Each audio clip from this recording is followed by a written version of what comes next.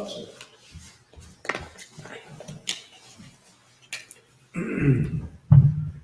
Bear with us 1 second, Israel.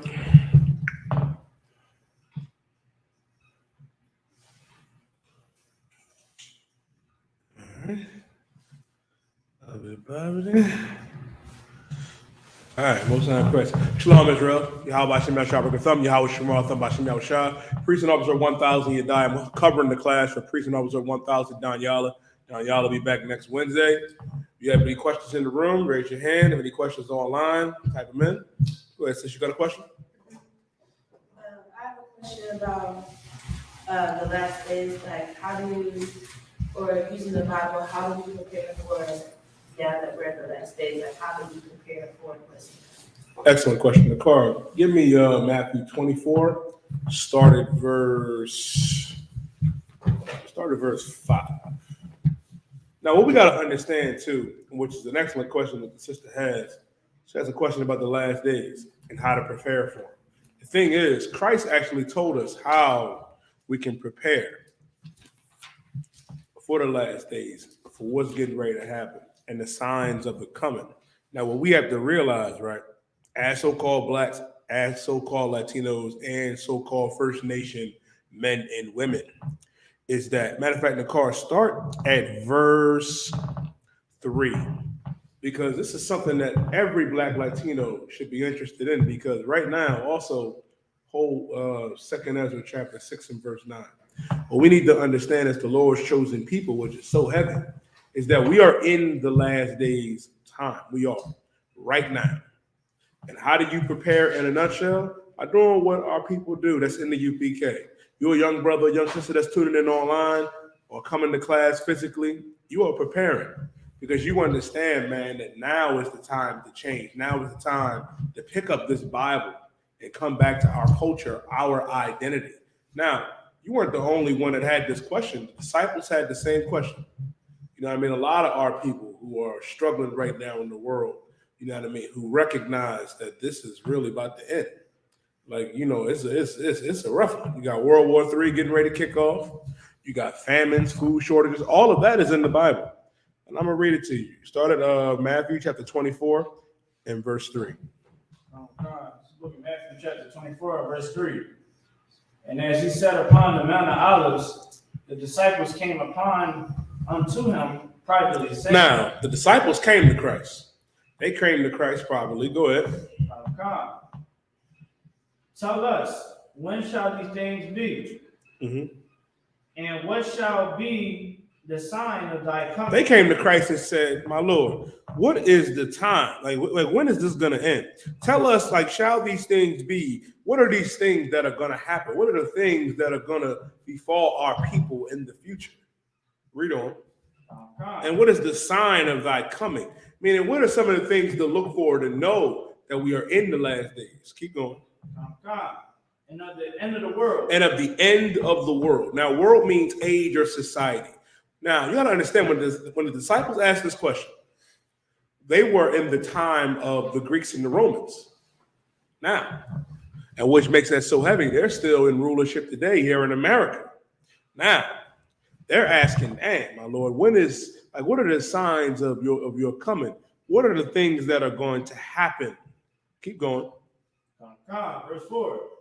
And Jesus answered and said unto them, take heed that no man deceive you. Christ said, take heed that no man deceive you. Meaning a lot of our people are very gullible and they being deceived every single day in that Christian church, in that Muslim mosque. They telling our people that God loves everybody, that Christ is coming back to save everyone, and that is just not true. Telling us that it's all right to celebrate Christmas and Thanksgiving. Let me tell you something. Christ also said this, man, that he's gonna be like a thief in the night. And if you get caught in those days with the oppressors celebrating Christmas, celebrating Halloween, when Christ returned, oh boy, oh we gotta understand, man, what our King is saying. He said, let no man deceive you.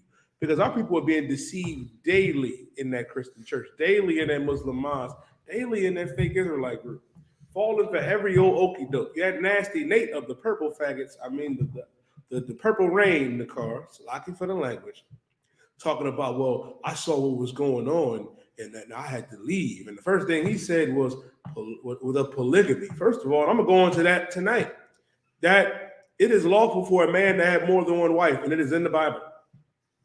That's why Christ is saying, take heed that no man deceive you. Don't be beguiled. Don't be fooled by these slick talking preachers and pastors and fake Israelite group leaders. Don't be deceived by them. Read on. Verse 5. For many shall come in my name, saying, I am Christ. Many shall come. Christ is saying, many are going to come in my name saying that I am Christ. Didn't Farrakhan say, I'm the little Jesus? He said that. Farrakhan went on national TV in the car and said, I'm the little Jesus. Right. He said that. Elijah Muhammad did the same thing.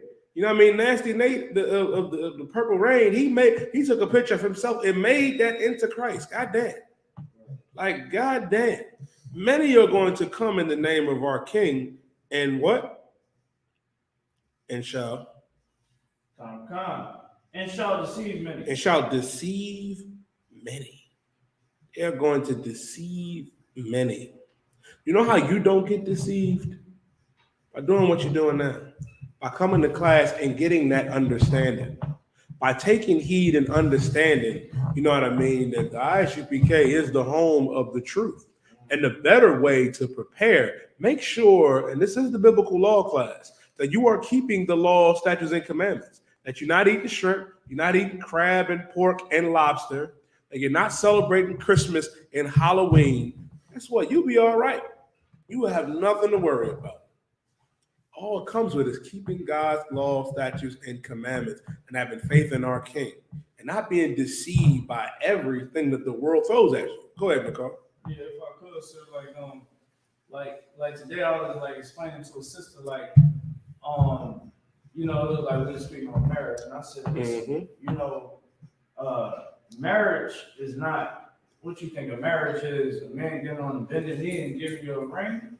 I said, no, marriage is when a man and a woman comes together in that private room. You know what I'm saying? And they you know, they that's when they come together like that as adults. Like that's the real marriage. That's what makes the marriage. But the wedding and stuff like that, we was deceived by the white man saying a man has to get on a bended knee. You got to go down to the courts, put your hand on the Bible, and you know, say all these vows that you know you're gonna break. Like we can't be fooled by the beast. You know what I'm saying? Absolutely. When the card said it's correct, because a lot of our people are deceived, you know what I mean, by the beast, by the oppressor, by America. They tell us that, oh, it's all right for a brother or sister to have irresponsible sex. According to God, sex is marriage. So when that man lays down with that woman, that is a marriage contract to God. That's a marriage contract to God. Not going down to the courthouse, you know what I mean, and getting a piece of paper. No. When that brother has sex with that sister, that is what makes you married. And guess what? If you a sister, once you do that and you have sex with that brother, you cannot marry nobody else. You can't. You cannot. Unless your husband dies, you know what I mean? I'm trying to tell you. And Christ even said it, man, that unless it be for fornication. But a lot of our people are deceived, especially in that Christian church. They tell you what, sis, that you can leave that man if you are unhappy. They tell you, oh, you just wake up and you just don't feel happy. What's the name of that devil that everybody thinks is Israel? Was it Tia Mowry? Yeah, the twins. That's one of the twins, right? They asked her, why did you divorce your husband after all these years? She was like, oh, he's a good man. But, you know, I got bored. I feel as though that I have to evolve and he's holding me back. And I'm like, what the fuck? What does that mean? Like, what does that even mean? Go to show you can't just wake up one day if you decide, you know what I mean? If you wait, that's why it's important to understand that sex is marriage. That's why we got a 1-year rule, why it's important to take time to court one another, to court that sister, to court that brother. Because guess what? You can't just wake up one day after you have sex with the brother and say, well, I'm just not happy. I'm just not feeling it. I'm going to move on. Same thing for brothers. Once you have sex with that sister, you can't just have sex with her, marry her, and throw her away. You can't do that. You cannot do that. But they teach us that's okay and acceptable in the Christian church. and in the Muslim mosques and these fake Israelite groups. Like in Purple Rain, Nate says, oh, you know what I mean? But the polygamy, you know what I mean? That's why I had to roll. Like, let me tell you something. Let me tell you something that a lot of sisters don't understand, especially listening at IUIC. You know what your husband is going to do? He's going to leave you. He's going to divorce you because they're just like Christians. They believe in that. And then he's going to go and get another girl. And then when he gets bored with her, he's going to do the same thing, repeating the cycle of having sex with women and throwing them away. And sisters do it too. You do it too, but you can't, according to God. That's why it's important that we are not deceived, because many are going to come in Christ's name and deceive many. Go ahead, Nakar. So I got a video, but I'm gonna just play the audio so everybody can hear it. What's up? It's a pastor. I think I sent it to you earlier. The pastor was saying that he was gonna start growing weed. I saw that. Let me tell you something.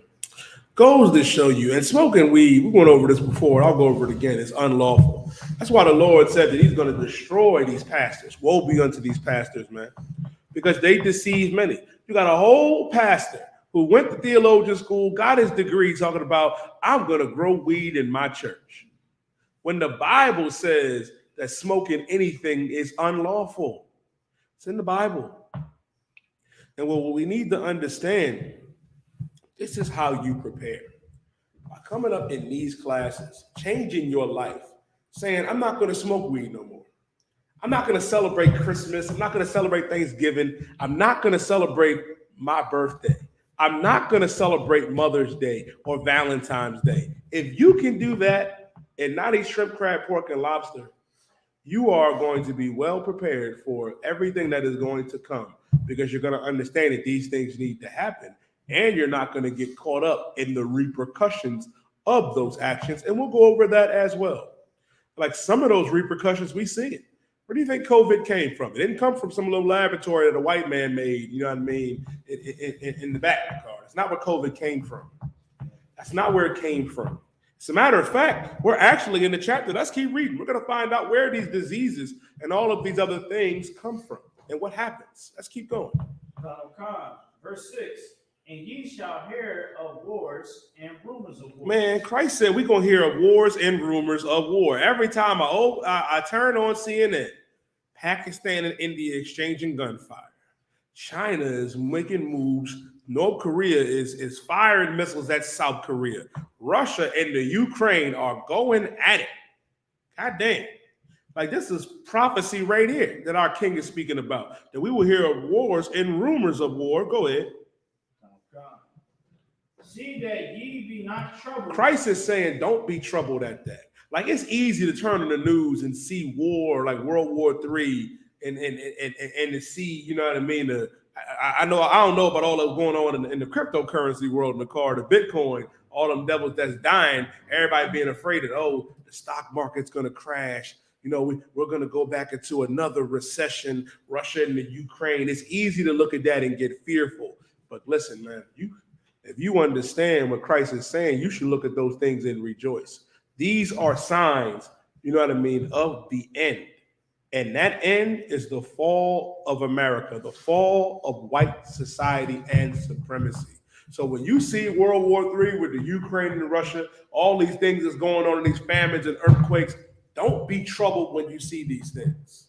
Don't be troubled. Don't get afraid, because these things have to happen for Christ to return. Like everybody talks about, I can't wait for Jesus. I can't wait for Christ. But when these things that he said that were going to happen start to happen, you're like, oh shit, what's going on? I don't know. It's not what I was expecting. That's why it's important to get your brain washed of that Christianity. You look at these things and say, oh, it's a tragedy. Your pastor praying for the Ukraine right now. They praying for the Ukrainians in Russia and all those oppressors right now. But we should be praying for more of this to happen. We should pray, you know what I mean, that Putin just wake up one day in the car and just drop the bomb on the Ukraine. Then America get involved. Then we're going to know that, man, oh man, pack your bags. If you are a brother or your sister, man, pack your bags, because our king is coming. Christ is saying, see that ye be not troubled. Keep going. Well, all these things must come to pass. All of these things must come to pass. For Christ to return, all of these things have to happen. Go ahead, Nicole.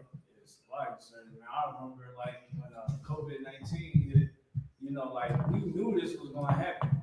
Like we said it, we was like, yo, prepare for these things because they're going to happen.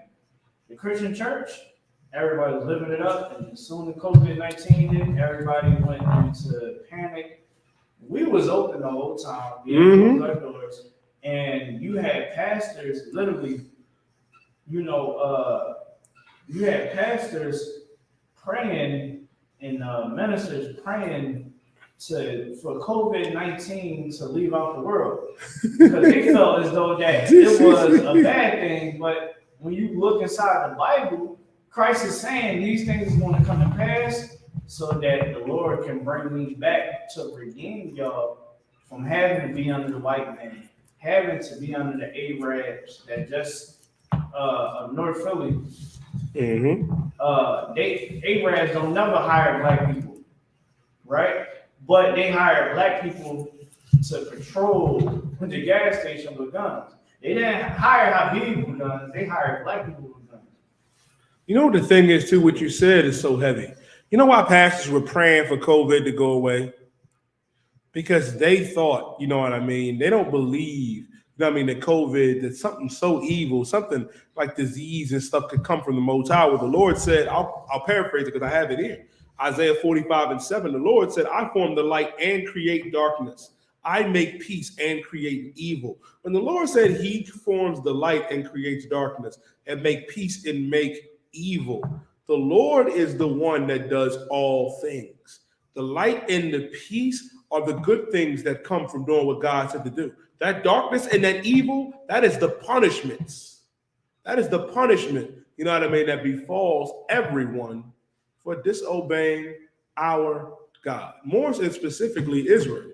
For what these other nations did to us, that's why God has some evil for them. That's why he had disease for them. And for us, we're the only ones that actually can obey God because the law was given to us. That's why it's important to understand this. And it says, I, the Lord, do all things. The Lord does everything. Nothing that goes on in this earth that the Lord does not know about. That's what messes me up about Christianity, because they have failed. They have failed in so many ways that I do not have time in this class today. That's a whole different class just to break down how Christianity has failed our people. But I'll touch on two big points. Why is it that you can go into any church, right? We can walk in any church right now and ask the pastor the same question the sister had. How do we prepare for the last days? And they will not be able to tell you. They won't be able to show you book, chapter, verse, what God said or what Christ said or what any prophet said about it. But they're going to tell you, oh, let's just pray. They're not going to give you any understanding or backdrop because they don't understand it themselves. They had no idea that COVID is even in the Bible. Like if you go to Deuteronomy 28 and verse 61 or 2 Ezra 15 and verse 5 through 7, the Lord clearly says that he's going to plague the earth, that he was going to send disease. And listen, man, and these things are happening. They don't have the answer. They don't. Like I saw pastors literally break down and cry in the car and cry because they didn't have an answer for all of these things that are happening with these plagues and the war that's getting ready to come. And it's right here. Christ is talking about it right here. In the New Testament, by the way, goes to show you, man, they don't have the answers for our people. Because Christ said that be not troubled, for these things must come to pass, but the end is not yet. It ain't over yet. Basically right now, we're in the fourth quarter. We are in the fourth quarter, and things are only going to get rough. Things are only going to get worse here in America. That's why when I hear people talk about, especially black people in the car, it's something that always kills me. And raise your hand if you heard this before. Like when the oppressor says, oh, these are tough times. We're in a recession. You know what I mean? We have to be careful. Weren't we born like that? Every day was a recession in my house. It's a lot. Salakia. Every day we had to watch what we spent. Every day we had to manage and figure out what the hell we were going to eat. Like, could things possibly get worse? That's why it is important to understand, man, when Christ said, "But thou art rich," we were given these oracles of God. We were given these laws, statutes, and commandments. We have a guide to how to live our lives and navigate through the darkness of this world, to navigate through Babylon, through Egypt, through America. It's right here in this Bible. That's where the answers are. But our people, you're looking for an answer somewhere else.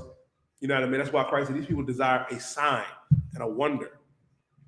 And then when it comes, you still don't want to believe it. Like COVID is still here. There's other diseases that are coming through. Listen, man, it's not getting better. You thought COVID was something. The Lord is going to send something a lot worse. Keep going. For all these things must come to pass, but the end is not yet. Read verse 7. Verse 7. For a nation shall rise against nation. Nation shall rise against nation. North Korea is rising against South Korea. Go ahead. India and Pakistan. Forget about it. America and China. Yeah, shit. Yeah, listen. America and China. We're going to get there. Go ahead. And kingdom against kingdom. Kingdom against kingdom. Government against government. Russia and the Ukraine. You know what the funny thing is? The Russians and the Ukrainians are the same people. They're the same people. That is white on white crime. That is white on white crime. Like, I don't know about y'all. I grew up a little. Listen, my parents always said, "Mine grown folk business and mine white folk business." That ain't got nothing to do with me. That ain't got nothing to do with me. But guess what? Governments is rising up against governments now. North Korea and South Korea, they're the same people. I'll tell you something even crazy. The so-called Jew, you know what I mean, going against them Germans, and the Germans going against them, they the same people. They the same people. Ain't it crazy in the car? Kingdom against kingdom, governments against government, nation against nation. These things are happening as I'm speaking. Go ahead. And kingdom against kingdom, and there shall be famine. There shall be what? Famine. Famine. Food shortages. Right. Food shortages. They're flying off the shelves. You go into Walmart and Costco and go look in the produce section. It is ravaged. It is ravaged right now. I'm in the industry, man. Listen. At my slavery, them truck drivers tell me they're getting ready to quit. They're getting ready to go on strike in the car. They are upset. Famines, food shortages. You forget about that. Oil shortages. Keep going. And pestilence. Pestilence. Pestilence is disease. COVID-19, coronavirus, Omicron. Keep being a sexual deviant. Gonorrhea it's super gonorrhea now. You can forget about that. That's monkeypox. That's a bad joint right there. The Lord is telling us, listen, man, which is so heavy. The Lord told us, man, he gave us these laws, statutes, and commandments for a reason, because it is the entire duty of man. If you want to be a sexual deviant or a whore or a whoremonger, you're going to get monkeypox and die. Forget about being a homosexual. Good night. When the Lord said that your blood shall be upon you and you be put to death, monkeypox is putting people to death. AIDS is putting people to death. Who said that? God did. That's why our King, Yahweh, is saying pestilence. Keep going. Earthquakes. And earthquakes. Keep going. In diverse places. In diverse places. Earthquakes that don't normally happen in certain areas. Like Mexico got hit with an 8.8 2 months ago. Like, that is ridiculous. Like, that is ridiculous right there, man. You can forget about it. Earthquakes in places that normally don't get earthquakes. I'm trying to tell you, man, playing with our God is like playing Russian roulette with a fully loaded gun. It is. And reading on, it says, and all these are the beginning of sorrows. And if you read on in this chapter, Christ is letting us know that these things are going to happen.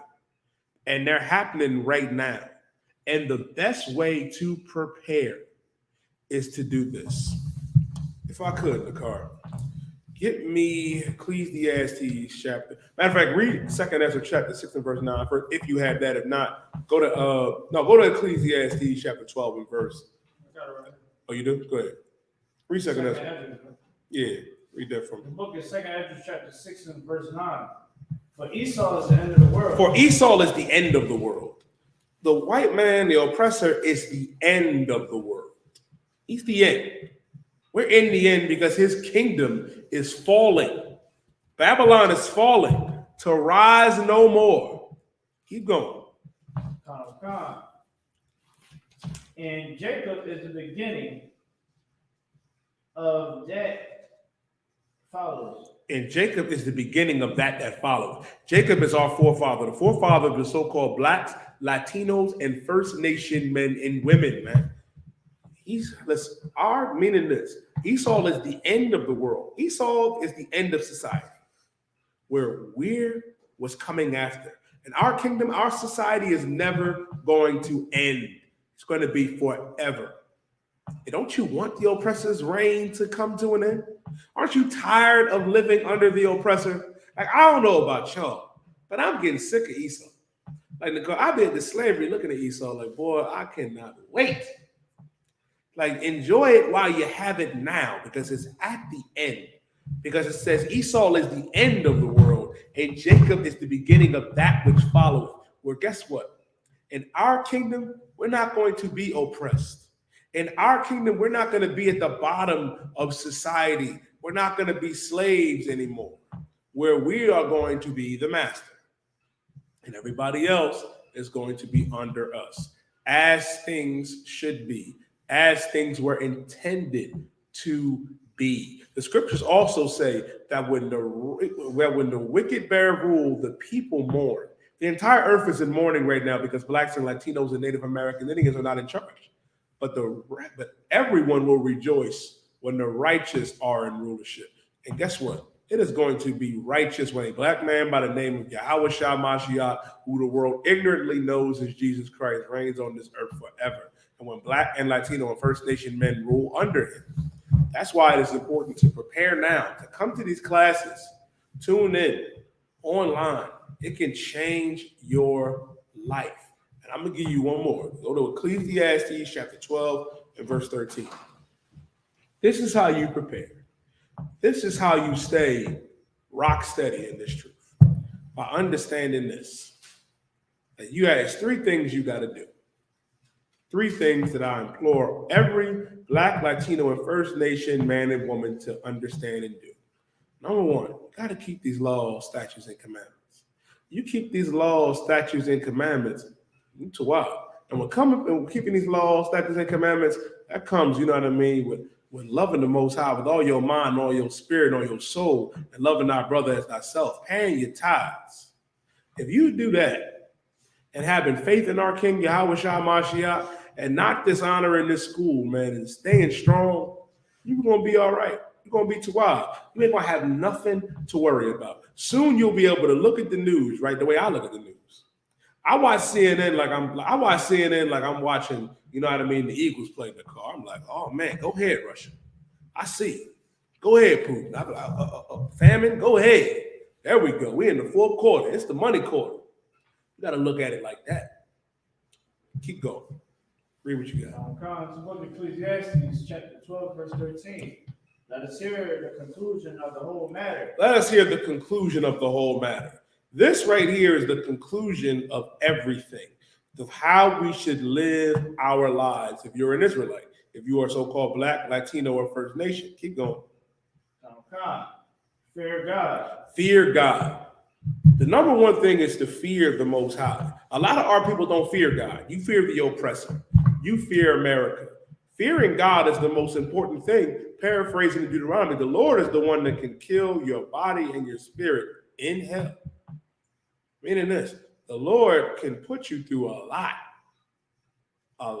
man. That could be devastating. Don't cross our God, because our God can take everything away from you without killing you and put you through an unimaginable pain. And a lot of times, pain is the ultimate teacher. But you don't have to go through that pain if you fear God. And fearing God is doing what God said to do. Like, I hear a lot of brothers just to say online and in person, they be like, well, God got me. I just let God do it. Won't he do it? But do you do what God said to do? How the hell does God have you if you eating pork?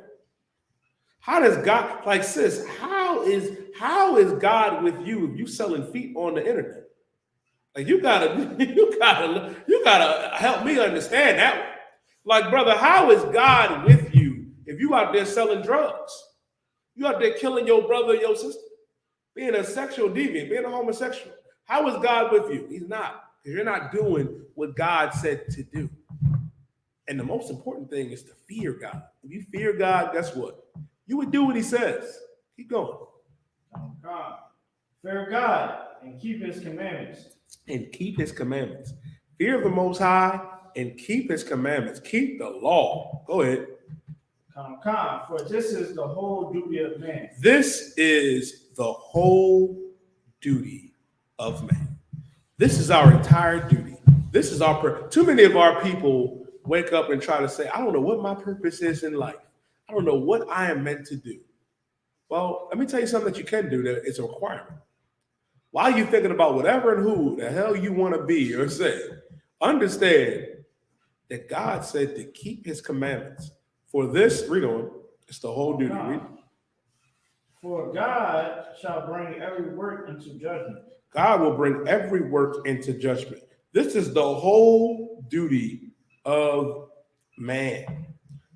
And guess what? You can't hide what you do from the Most High. The Lord sees it. I pray you understand. But I advise, come to class. Keep these laws, statutes, and commandments. Change your life. Let that old man or old woman go with Christ and become that righteous brother, that righteous sister that the Most High in Christ intended you to be. That answer your question, sister? Most High in Christ. Now, any questions on that? Oh, go ahead, sis. I'm sorry. Does it make sense to? I know it says keep his commandments and fear God, but does it make sense to like some people advise like stocking up on stuff or like starting a garden or something like that? Does any of that make sense? There ain't nothing wrong with that, sis. There is nothing wrong with stocking up on food. As a matter of fact, there's a oh man, I gotta find it in my notes, in my emails. That is advised. Get a deep freezer. You know what I mean? Stock up on them canned goods. Ain't nothing wrong with that because winter is coming. It's gonna be a cold one. It's gonna be a cold one. Listen, food is already scarce right now. Everybody should be stocking up on whatever you can. There's nothing wrong with stocking up on food. Hell, you don't gotta listen. Just because of the famine, you don't listen. That shouldn't be the reason why you want to start a garden. Like start a garden, this is the start a garden. Like goddamn, ain't nothing wrong with starting a garden, growing food, growing. You know what I mean? You know what I mean? Food and vegetables and fruit. There's nothing wrong with that. And it's advised because rough times are coming, and we got to be prepared for it. Like get space heaters because you never know when that heat gonna go. Like the Lord sent, like I believe it was last year, 2 years ago in the car, that snowstorm that hit the south, that hit Texas. You know, Texas, it never snowed. And them houses was not built for it. It's advised, man, to prepare. And you can never be well too prepared. Now, I'm not telling you to go out there and prepare for the zombie apocalypse or nothing like that. Don't go crazy like that. But there's nothing wrong with stocking up on food, cases of water, stuff like that. You saw what everybody did for COVID. When COVID came around, you could not listen. I watched brothers that sold drugs in the car, put their drugs down, and sold Scotch toilet paper for the same price. Trying to tell you, the car shaking his head. He know brothers too. Brothers got out the drug game to sell Scotch toilet paper. Let me tell you something. Somebody get checked for this. I was at the slavery regulating Lysol. I was like, listen, I got the hookup on that Lysol. Slack. I'm joking, of course. Y'all remember? You couldn't find the car out of bush. You could not find a can of Lysol during COVID, man, because everybody was going crazy buying all that up. Now look at y'all. 40 cases of Lysol in the goddamn closet. 100 boxes of toilet paper. It's ridiculous. But there's nothing wrong with stocking up on foods and essentials, sis. Go ahead in the car. So everybody was panicking. Everybody was like, oh my gosh, there's no toilet paper. I went straight to the corner store on 49th and Woodland. I was like, what's up, homie? oh yeah, some toilet paper. I grabbed like six of the 4-pack rolls. I grabbed a bunch of gallons of water. I was like, I'm good. You know what I'm saying? My little commissary was lit. I'm like, man, look, I'm good. You know what I mean? Everybody panicking. You know what I'm saying? But really, the one that was really panicking was really like these white people. You know what I mean? And people that really follow after these white people. You know what I'm saying? Like of our people. Because like again, like I remember I called. I think I told you, I was like, sir, everybody tripping over toilet paper. I'm like, yo, I'm in a poppy store. They got everything. Mm-hmm. They had the waters. They had everything you needed, and that was the Lord. Like the Lord made sure that our Hispanic brothers and sisters was able to have a business in our community where we can get all the food we need, get all the essentials that we need. Absolutely. I Absolutely. But you saw how everybody else was tripping, right? Oh man, you can forget about it. It was like the end of it. Ironically, it was like the end of the world. Now imagine when things start to get worse. But we ain't gonna have nothing to fear because we're doing what the Lord said to do, man. We're keeping these commandments. That's the main thing. That's the main thing that really hurt our people in the past. Because we would put our trust in Pharaoh, put our trust in America and Babylon. Well, our trust has to go back into the Most High. Was that it, sis? Oh, go ahead. And if I may, also like we just used to always be so confident in what we made with our own hands and then start praising and worshiping instead of giving praise and worship to the Most High. Listen, man, what the sister is saying is absolutely correct because that's what happened when we got out of Egypt. We got out of Egypt. Moses left us for what, 20 minutes? And already we ready to go back to Egypt, already making an idol. So this is what brought us out. The Lord was going to get rid of us for that, man. But Moses showed excellent brotherhood, man, saying, remember Abraham, remember Isaac, remember Jacob. That's why it is important to understand, man, that our God is the one to fear. And that's why it is truly important to understand this, man, that unfortunately, man, everybody might not make it. Now, we pray that the Lord, delivers every Black, Latino, and First Nation man and woman. He said he's not going to utterly destroy us. But unfortunately, man, you keep this up, man, some of us might have to go.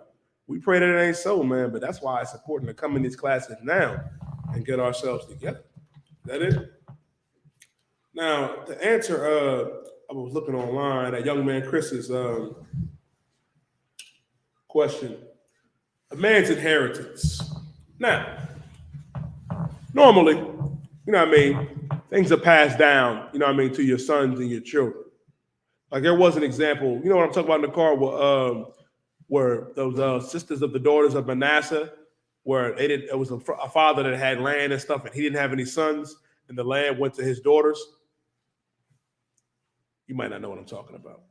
Okay, so there was I believe it's in Numbers. I believe it's in Numbers or Chronicles. There was a brother of the tribe of Manasseh who had all girls, and he had an inheritance. Now he didn't have any sons. Now normally, say again. know it's probably Yeah, because Dan got assimilated with Manasseh. That's exactly what I'm talking about. That's part of it. Dan got assimilated into Manasseh. So there's no more tribe of Dan. There's no more Dan because Dan had mainly all girls, and he had to join with the tribe of Manasseh or the so-called Cubans. Now, for your inheritance, usually it's passed down, to your sons. But you can leave stuff for your daughters too, because the daughters of Manasseh, they was able to, in the Danites, they was able to inherit their father's inheritance. Now, if you don't have it, that's if you don't have any children, and you don't want certain family members or whatever to get it. And that's why it's always good to write a will. Like for an example, I'll use myself as an example. If something happened to me because I don't have any children, you best believe my brothers is getting everything that I have. That's already in right. You know what I mean? Oh, that's it, right. The car getting the PS5. I buy it in Mirage there. They get, the garments and stuff, But it's nothing really, it's specific I can point out to. It's a good question to protect the man's inheritance, but I can give you an example of where Israel has tried to do other brothers dirty. I'll give you an example. Nakar, get me where I forget the king's name that took that brother's vineyard. You know what I'm talking? You know what I'm talking about? Good. I'm turning into Captain Shapar. I got the scriptures in my head. You know what I mean? But I got to. All right, so long story short, there's a brother, right? I'm going to get it for you. There is a brother that had a vineyard. And his heathen rib and him took it from the brother. Man, what was the name of that king? He was the husband of Jezebel. God damn, what was it? And they end up stealing this brother's vineyard. Now, the king of Israel ended up stealing, and his heathen wife ended up stealing this brother's inheritance, man, his vineyard, which was left to him. And he was trying to tell the king, like, my lord, I can't sell this to you because, you know what I mean, my father's left me this. This is mine. And I also, oh, man. Chris, you always got some damn good questions. How could I forget? Inheritance, Nakar. Who had an inheritance? That's a question to everybody.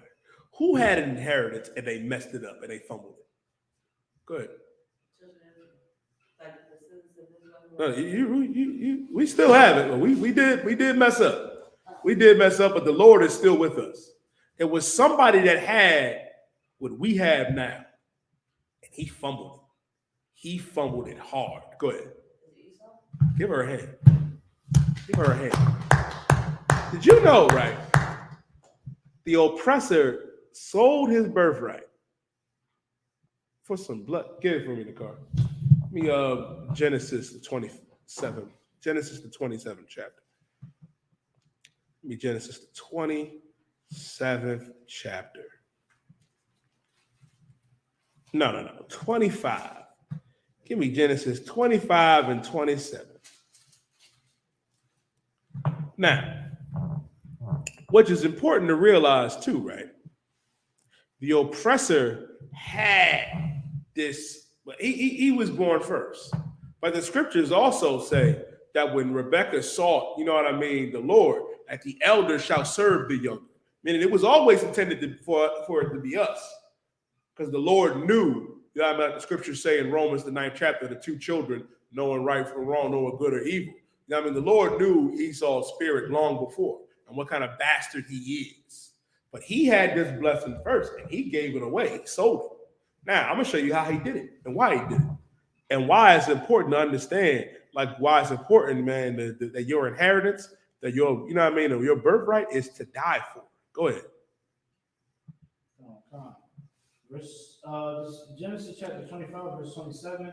The boys grew, and Esau was a cunning hunter, a man of the field, and Jacob was a plain man dwelling in tents. Now, Esau was a cunning hunter, man. Esau was a cunning hunter, a man of the field. Meaning the oppressor was out there in the field killing everything like he's doing now. Helicopter hunting, killing bears, killing every wildlife. That was Esau. He's a cunning hunter, a man of the field. While our forefather Jacob, man, he's a man that dwelled in tents, just chilling. Wanted to be in the crib, you know what I mean, just chilling, doing whatever. You know what I mean, like how we do now. We be in the crib playing the game, playing bad, playing Call of Duty, sisters cooking, doing what they supposed to do. You know what I mean? Sisters on the phone, chilling, brothers, you know what I mean, together. While Esau is out there being a bastard, just killing, raping, and doing God knows what. Go ahead. Verse 28. And Isaac loved Esau because he did eat of his venison, while Rebekah loved Jacob. Now, Isaac loved Esau. Of course, that's his son. You know what I mean? And because he ate of his venison, you know, Esau would go out there and hunt. Go out there and get that deer, that elk. You know what I mean? You know what I mean? Whip it up real good. But Rebekah loved Jacob because Rebekah understood that the elder shall serve the younger. So, of course, she leaned more towards us. Not saying she didn't love Esau, but she loved us a little bit more because she knew we were the ones that were supposed to rule. Keep going. God. And Jacob sowed pottage, and Esau came from the field, and he was faint. Now, Esau was in the field doing God knows what.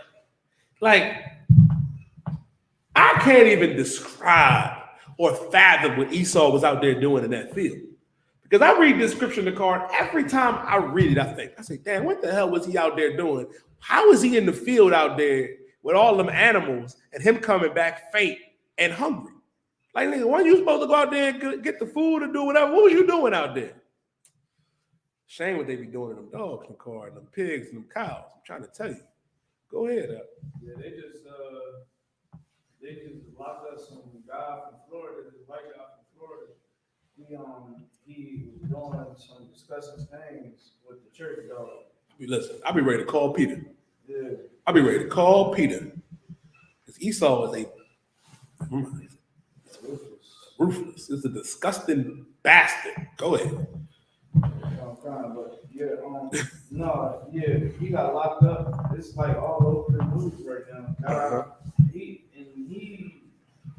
He was messing with one of the little, lap dogs, Labradoodle. Oh, not the left. A Labradoodle. Damn. And I was like, what is a Labradoodle? You know what I mean? I'm like, I hope it's not a dog. I seen it. All you saw was I was like, yo, this is the little dogs that be in the streets that people be walking. I'm like, yo, you guys, are you serious? And like, that's Esau. You know what I'm saying? Like, they have like paintings. You don't see no Israelite. You don't see no Israelite paintings of us doing anything with animals. You know what I'm saying? But if you look at the history of the Africans, you see the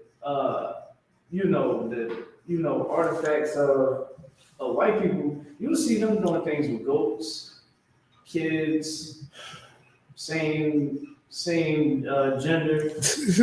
Like it's ridiculous.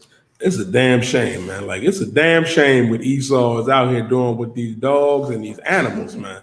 Like, not to name no names, but I remember a sister in the car.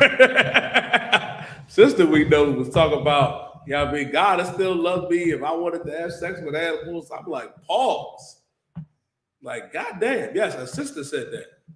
We got to stop following after the oppressor black man, Latino man, First Nation man, and woman. Got to cut that out. You know what I mean? Let's go, Nicole. Keep going. Verse 30, and Esau said to Jacob, feed me, I pray thee, with the same red pottage, for I am faint. Therefore was his name called Edom. Mm-hmm. Now Esau came out there and said, feed me, brother, because I'm faint. Even though I was in the field doing God knows what. Feed me. Go ahead. Go on. Come. Verse 31, and Jacob said, sell me this day thy birthright. Now Jacob was like, all right, you know how black people talk. All right, brother, you hungry, man? Sell me your birthright. Sell me your inheritance, man. Keep going. Come. Jacob was going to feed him. This is his brother. Go ahead. Right. And Esau said, behold, I am at the point to die. And what profit shall this birthright do to me? Esau said, which makes him such an evil bastard. He said, what will this birthright, what will this inheritance do for me? I'm getting ready to die. When it's to die for, man. It is to die for. Go ahead. Come. And Jacob said, swear to me this day. And he swore unto him, and he sold his birthright unto Jacob. Esau sold his birthright, sold his inheritance to Jacob, man. Because he wasn't right. He wasn't supposed to be in rulership anyway. And then tried to steal his inheritance back instead of being a righteous man and telling his father Isaac what had happened. Goes to show you, man, why the Lord said the elder shall serve the younger. Esau sold his birthright so he could eat some red pottage, some red stew. Imagine the white man making stew. You know how they like to eat stew. The same way Esau did, because they are Esau. The meat is red and bloody and pink and raw. Like, goddamn, it's not edible for us. But that's a delicacy for the oppressor. The point is, man, why it's important. And if you have an inheritance, man, give me Proverbs chapter 32. Give me Proverbs chapter 13 and verse 22. This is what we need to realize, man. Why it's important. Because if you have children, you know what I mean? Proverbs 13 and 22.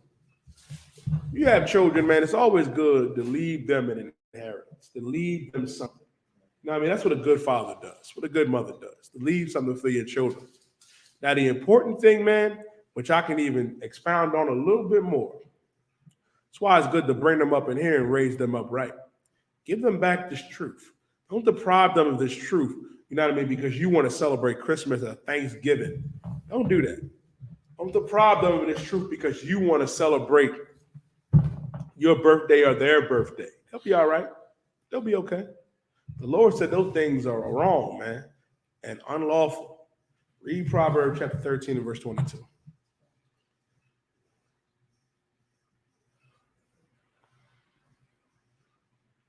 Yeah, Proverbs 13 and verse 22.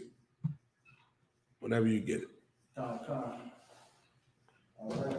This is the book of Proverbs, chapter 13, verse 22. A good man leaveth an inheritance to his children. A good man leaveth inheritance to his children. Now, a good man is going to leave inheritance to his children. And what's important, man, to his children's children is that it's always good, man, to pass things on to our babies. And the most important thing is passing on these laws, statutes, and commandments. The passing on these righteous things, man. The scriptures also say to train a child up in the way that is good, that he or she may not depart. That's why it's good to understand that. Because what's insane, right? You built, like a lot of people in the world, you bringing your children up in the wrong manner, telling them it's all right, that they can be anything they want to be. If you want to be, you could, like it's right now, the Wade told his son that, oh, son, you can be a girl. You could be my daughter, which is evil, man. Which is just insanity when you think about it. You got to prepare these children, you know what I mean, for this truth out there. And the truth, you know what I mean, is doing what God said to do, the law. And if you have things, man, set your children up, you know what I mean, right. Passing on these oracles, passing on these laws, statutes, and commandments. That way, when you leave them that house or leave them whatever inheritance that you will leave them, guess what? Guess what? They'll be better off. They'll be better off. That if the Lord takes you today or tomorrow, that they'll be in this truth, knowing right from wrong, knowing it's important to keep these laws, statutes, and commandments, and then they'll be able to navigate, you know what I mean, and expound on the inheritance that you left them. Because the scriptures also say, as a people, we were discontinued from our inheritance for disobeying God. But because of Christ, we have an opportunity to come back and get it back. That's by coming into the Israelite School of Universal Practical Knowledge. That's the best way to protect your inheritance. By coming up in here, understanding how important it is to keep these laws, the commandments, and have faith in our King. That's the most important thing that you can pass on and leave to these children. Besides, you know what I mean, something financial, or you know what I mean, or something sturdy in your home, which is all important too, which we should do. Pray you understand that. Now let's keep going. It says, read again from the top. Read. A good man leaveth an inheritance to his children's children. Mm-hmm. And not just for his children, for his children's children. The brother I was talking about earlier in Kings is Nabal. It's coming back to me now. Nabal, you know what I mean? And Ahab was the king. It's coming back to me now. Ahab and Jezebel. Ahab was the king of Israel. Jezebel was the heathen wife that he had, and they stole Nabal's inheritance, man. Nabal's inheritance was a vineyard, a garden that he had that was right next to the palace, right next to where Nabal lived. And Nabal wanted, he was going to pay money for it. The king was going to pay Nabal big money for his vineyard. But he said, my Lord, Salakia king, I can't do that. This is my inheritance. My father's father left this to me. Nabal understood, man, how important it was to keep it. And because Ahab and Jezebel stole it from Nabal, the Lord killed them, man. Play with the Most High if you want to. Your inheritance is to die over, man. That's why you got to be sure to set these children up, to set these children's children up right. And to set them up in the perfect manner is by passing on the best inheritance that you can give them. Have them inherit this truth. Have them inherit, you know what I mean, the ways of righteousness by coming up in this truth in the UPK. Go ahead, Nicole. And if I could, so like the whole thing is like with the inheritance, man. You know, a lot of us, we focus solely on money, right? Like if somebody died, Everybody fighting over, I want the Hellcat, I want the house, I want the money in the bank account, I want the jewelry he got, I want that business over there. Like everybody just fighting over it, right? Mm-hmm.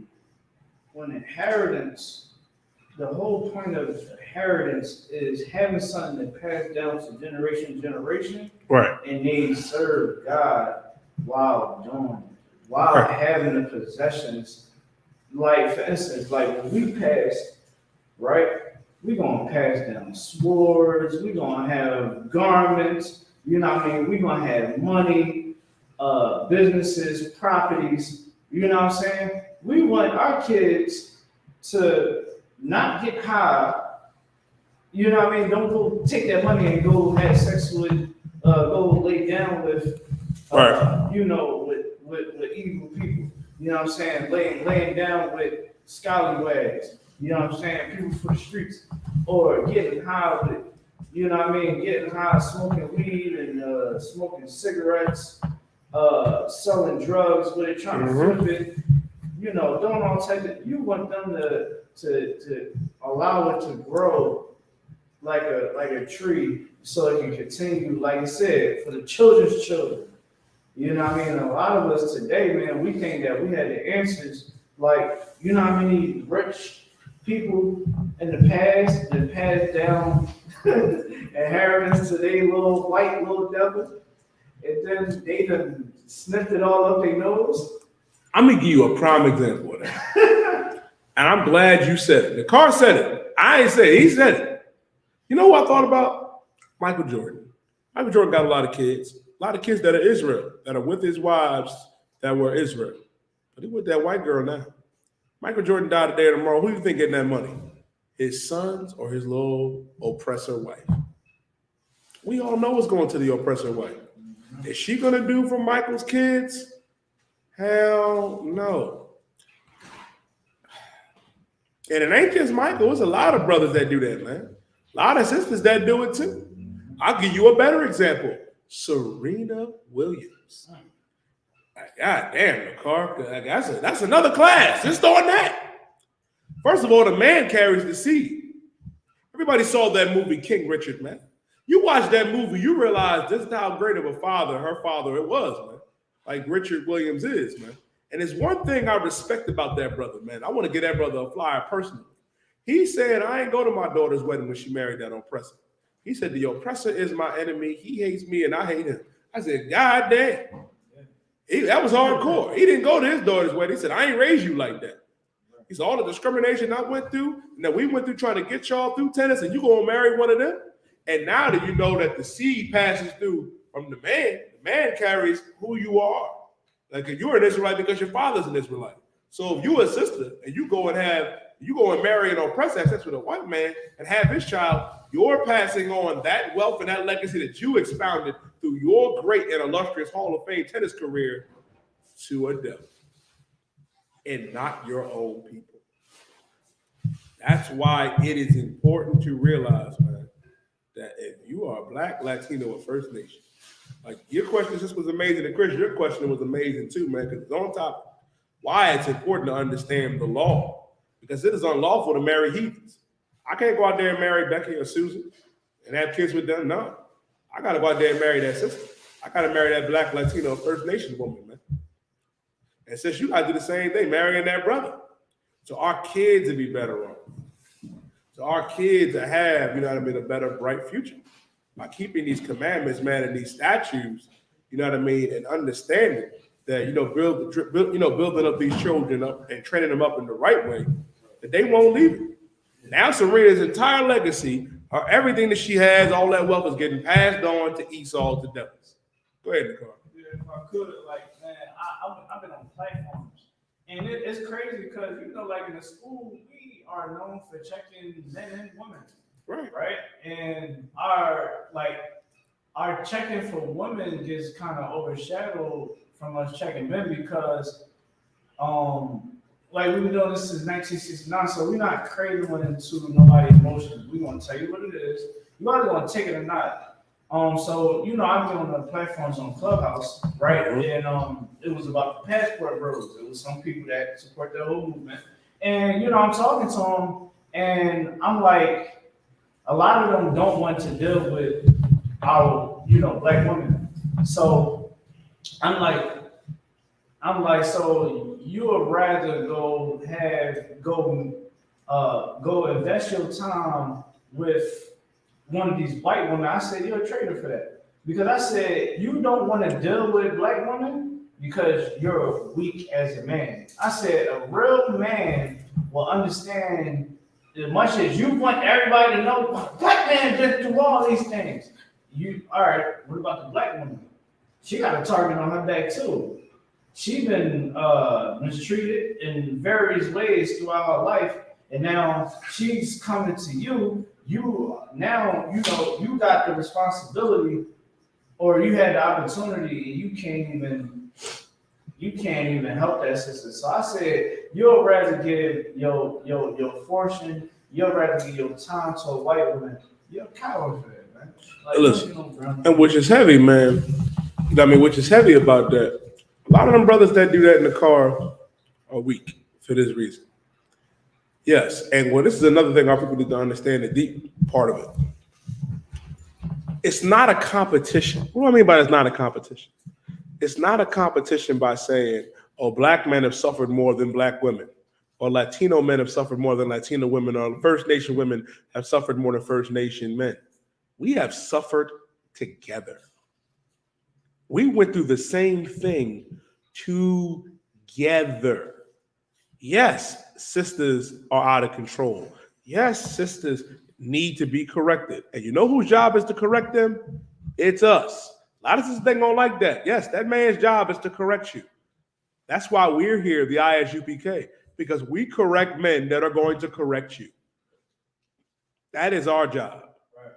And we correct brothers too. You better believe. And that's what they don't understand. You get overshadowed by, you know what I mean? Oh, he can have more than one wife. He may call you a bitch. You have no idea the correction process that happens to brothers.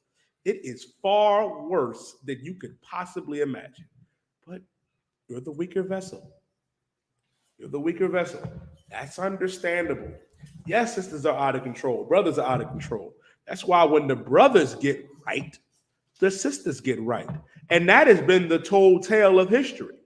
There is not a scenario where black men get right and black women won't get right neither. And you want to know how you know that's true? Sisters, you believe you're right now. You think you're okay right now, that you're successful, independent, educated in the business world of America. You win it. Black girl magic. And you say black men are down here. But as a whole, if you're like that and we're still down here, we're still losing. It's a loss. But what happens when the brothers get right?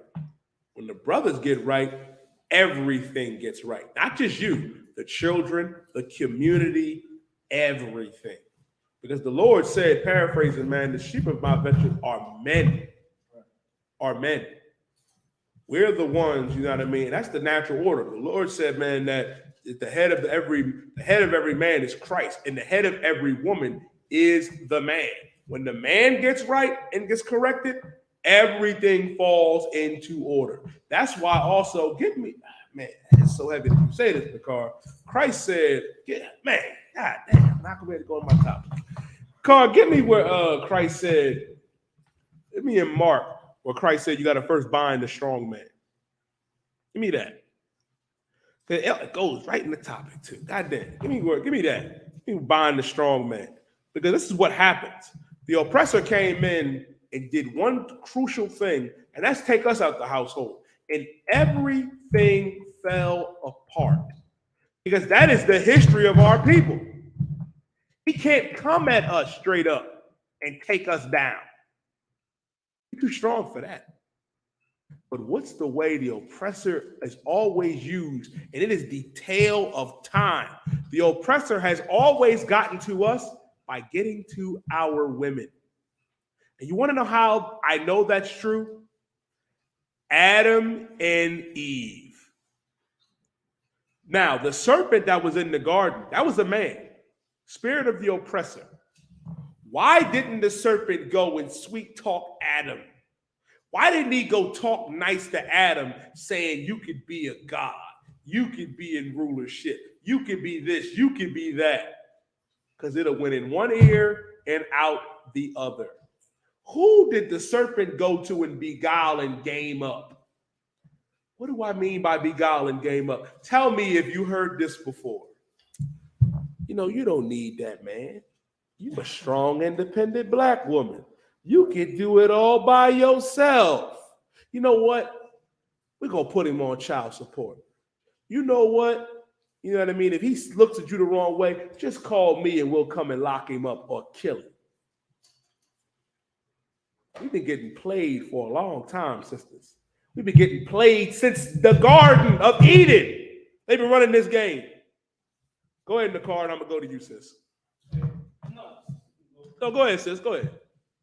I'm just going to say the whole individualism is a scam. It is. Listen, it is a scam. It is a scam. Because here's the problem. Here's the problem. And that's why a lot of sisters don't realize this. You think, oh, I don't need that man. I'll just call my white daddy. But what happens when your white daddy's the one kicking down the door ready to kill and rape and murder you, man? Who you going to want in the house to protect you then? Who you going to want, in the house then? I've heard you, listen, man, I cut this argument all the damn time in the car just to say, well, I'm the breadwinner. I make more money. How would you feel? Your man that you lay next to, you try to emasculate him saying, oh, I make more money. I'm the breadwinner. I'm the head of the household. But then y'all hear something in the night and he turns to you and says, well, baby, you the breadwinner. You the head of the household. You go downstairs and fight that attacker. You cut. Salakia. You cut then. You like, damn, a man's job is hard, ain't it? It's rough, ain't it? That's why that man's the head of the household. Because if somebody has to die in that household for defending the household, it will always be the man. It will always be the man. That's why the Lord had to say in 1 Peter and Ephesians, man, wives, submit yourselves unto your husbands, man. You got to submit to that, man. Listen, the scripture also says, submit unto him like he's God. You have to. You have to. So when that brother has a long day, don't just be over there nagging for no reason. Like, don't bother that brother. Let him play the game. Let him play the game. Make him a damn sandwich. God damn, the car. Like, that's not too much to ask for. And for brothers, don't abuse your wives. Don't put your hands on them. Don't gotta berate them. Understand they're the weaker vessel. You ain't got to do none of that. Because as Christ gave his life for the school, we have to give our lives up for our wives, man. That's what we need to understand. And the oppressor has always understood this. Go ahead, Nicole. Yeah, if I could, this is the power of having a husband, right? And doing it the right way, allowing that man to lead in the house. Just getting the right man to let him lead, right? A lot of people are like, oh, he's leading the house. Get the right man to do it. You know what I'm saying? And here we are the Commander General Honda because he's the man to lead black people, right? Hispanic Native Americans, just fall in line. So, son was crazy. So the day my little cousin got shot, that's why I just came from the hospital, make sure he was cool. So as I'm outside the emergency room, this little boy, the mom, I don't know if the mom was on drugs or something, but the little boy was outside while the mom was inside the emergency room. So I'm looking at the little boy and I'm like, who the hell is, who was with him? Because if it's a little boy, you would think that the parent would be right next to him. The mom is doing whatever. She looked hot. Little man almost shot was going the street. I said, hey, get away from there. Go, get back in there. You know what I mean? And then he was just looking at me like this, he had the little eyeballs all over. I was like, go sit down. Right. Go have a seat. He started getting ready to go sit down, and then his mom came out. I was like, all right, come on. I'm sitting there like, yo, you don't realize that? You don't realize your son he could have got hit by a car if none of us was out there, right? And just telling the boy, hey, go sit down. He's like, okay. And I had to give her the impression, I'm like, yo, be with your son. And she was like, give my hand. and they walked off into the sunset. But it's just like the man really got to be there. You know what I'm saying? Got to be that leadership. Got to be order. It has to be structured because like seeing that it was like dang, like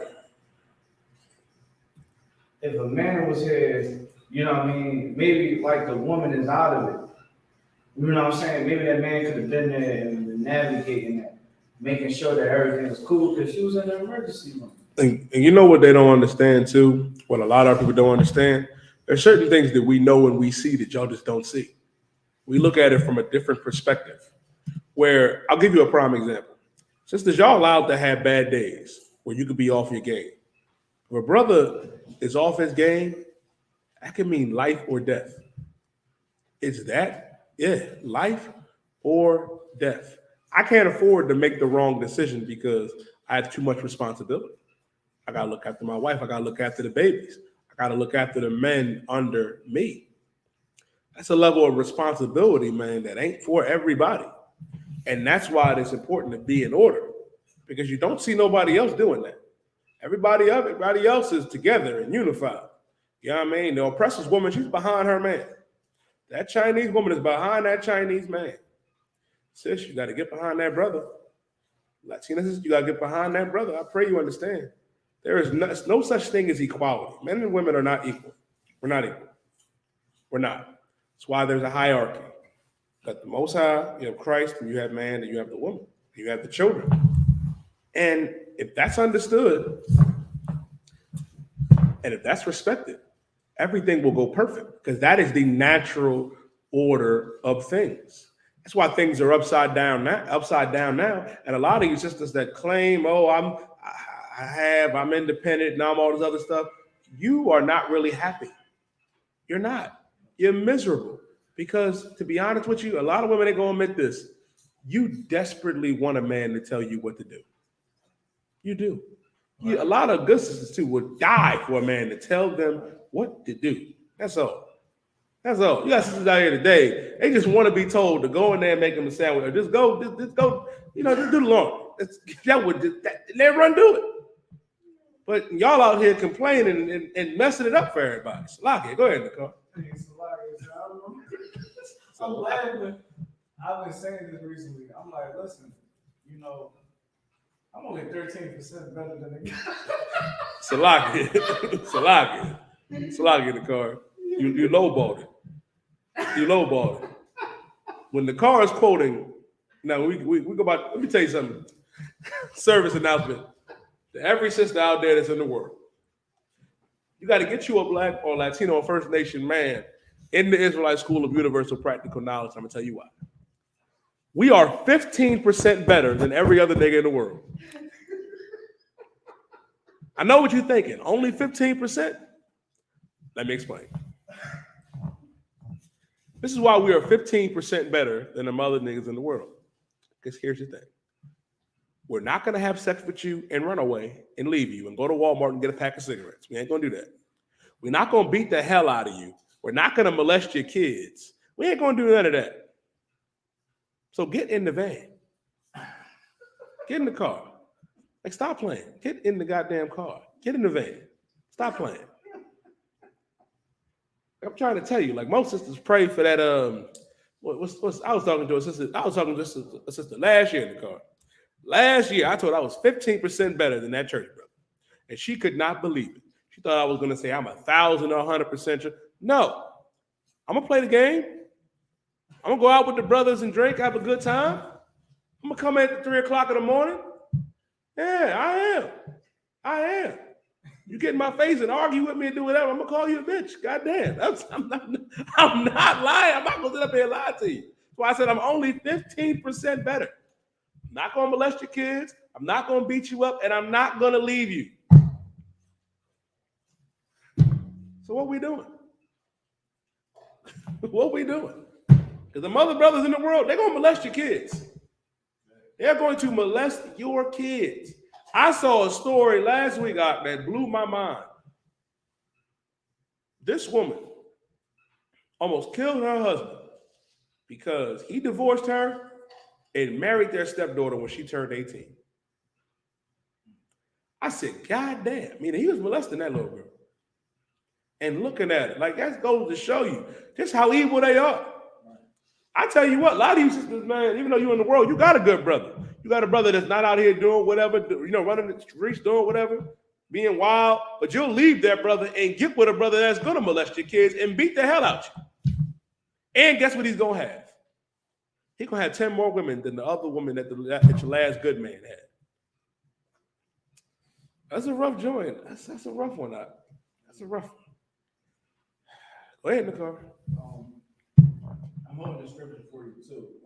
Go ahead. So, like, I said in conversations on panels, I said, listen, like what you about to go into, like I said, black women had been raped, molested, verbally abused, psychologically abused. They've been targeted in the warfare of chemical warfare and biological warfare. Because our sisters are nurturing people, when you have a woman that's a nurturing spirit, they know that if we can make the environment around them very hostile and very tainted, to where it's like they're in survival mode, that's why you got the Willie Lynch letter. You know what I'm saying? Like everybody know about the Willie Lynch letter. That perfectly explains how the white man set up this environment that we in. The hood and the projects is just not the hood, it's just not the projects. It's an environment because of drugs. Black people is not bringing the drugs, and they not producing the drugs. It's the white man, the Arab man, and the Chinese man. You know what I'm saying? So now our neighborhood is flooded with drugs. The woman is caught in the crosshairs of that, right? Mom probably a crack fiend back in the 80s. You know what I'm saying? Having like propaganda, the clothing lines. Look at social media. Most women, I remember, man, it was this one sister, man. I used to be like, I like the way how she moved, right? She got a husband. Her husband do magic tricks. I think he playing with Satan. That's another story. But she was just like real modest, and then like she was like into like music and like she's into music and movies and stuff like that, right? Like that's what she do. So I don't know what happened. Like a couple years ago, she just started. She switched. Now you see nothing but the cakes and all of that all on the social media, and I'm like, dang, you know what I'm saying? Like that's something that is a device. Like the social media can be used as a device to pull our sisters into being monsters. You know what I'm saying? And like what brothers gotta understand is they attack too. It's not us.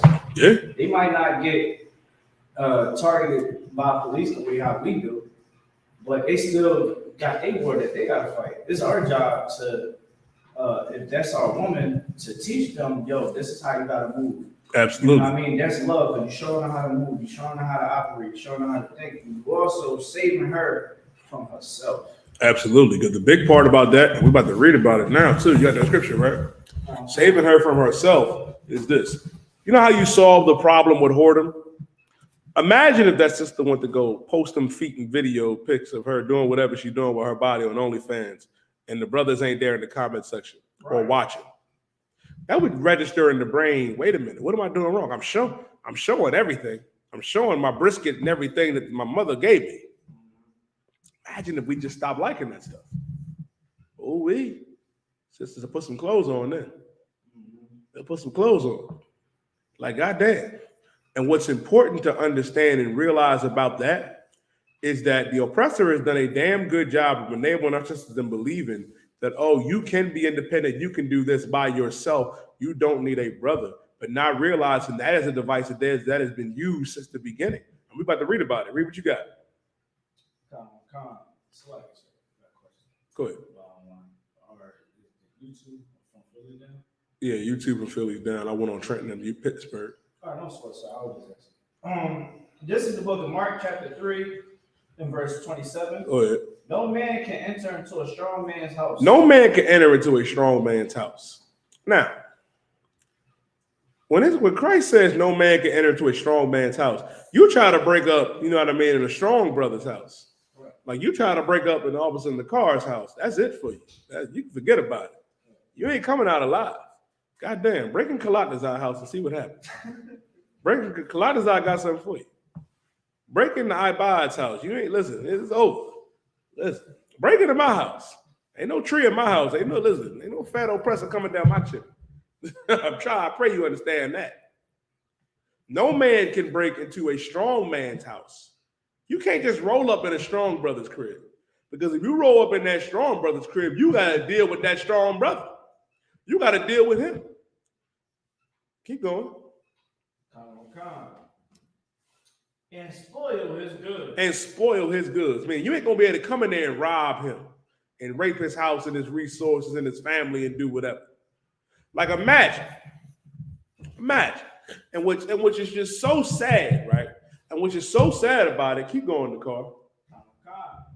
And spoil his goods, except he will first bind the strong. You got to first bind the strong man. You got to tie him up. You got to get him up out of there. You got to remove the strong man.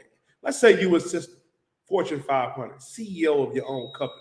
You a lawyer, or you're a doctor or a nurse, and you live by yourself. You're getting ride from a different man every week.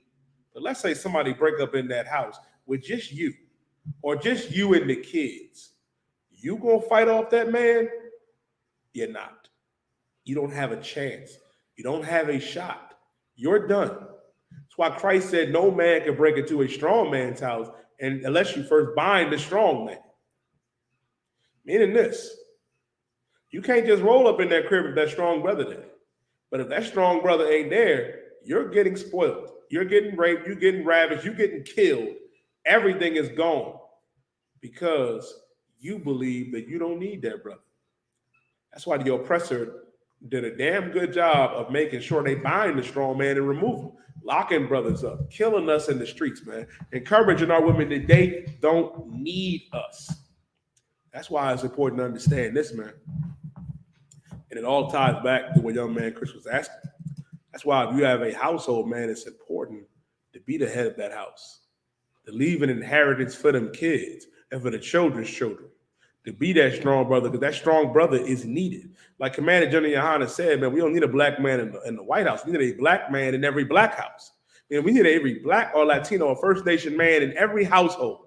And if we have that, guess what? You ain't going to be able to come up in there and run up in there and tell us what to do and spoil the goods. You ain't going to be able to do it. You're not. That's why you got to let go of that pride, man, and realize, and brothers, we got to step up to the plate. Step up to that plate, get right, and now we can correct the situations that not just go on with our women and our babies, but every issue that plagues us as a people. Because we'll have the tools to navigate, and the tools to navigate and to come and learn them is here in the Isupk under Commander General Yohana. We got the answers. The answers is right here. But you got to be willing to receive them. You could think, oh, I've had some sisters tell us in the car, oh, I got guns. I'm ready. I'm ready for a war. I'm ready for anybody. Like, stop it. Stop it. You are a bulldagger in North or South Carolina that's going to get ran through by every oppressor when they kick in your door. But they ain't going to be able to run up in that household and take your juice if the car in there.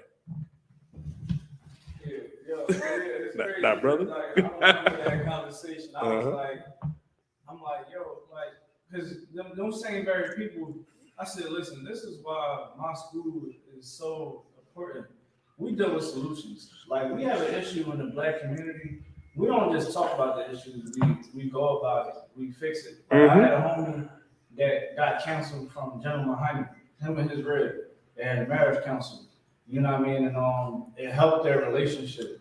You know what I mean? When they was trying to do it themselves, they couldn't do it. So in here, we don't allow the white man's devices to bring us down.